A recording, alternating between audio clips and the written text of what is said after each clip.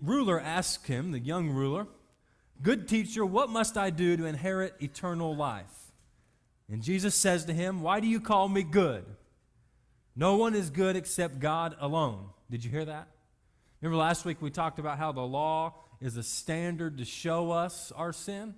I love what Romans 3:10 says. It says this: "None is righteous, no, not one. No one understands, no one seeks for God. All have turned aside, together they have become worthless. No one does good, not even one. Their throat is an open grave. They use their tongues to deceive. The venom of asps is under their lips. Their mouth is full of curses and bitterness. Their feet are swift to shed blood. In their paths are ruin and misery, and the way of peace they have not known. There is no fear of God before their eyes." And then Paul explains this verse. He says, "Now we know that whatever the law says, it speaks to those who are under the law." Okay, Paul just gave us this verse of talking about all people. Okay, all people are not righteous, not one. No one even seeks for God. No one understands the things of God. None of us do.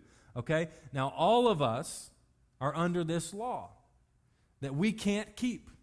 So whatever the law says, it speaks to those who are under the law, so that every mouth may be stopped. And here's what he's talking about. He's talking about the guy that says, "Well, I listen, I obey the commandments, I keep the commandments, I'm a pretty good guy.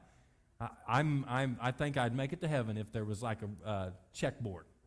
And Paul says the law is so that you can pretty much just shut up about that. That's what he's saying. It's stop your mouth. Because how many are righteous? None.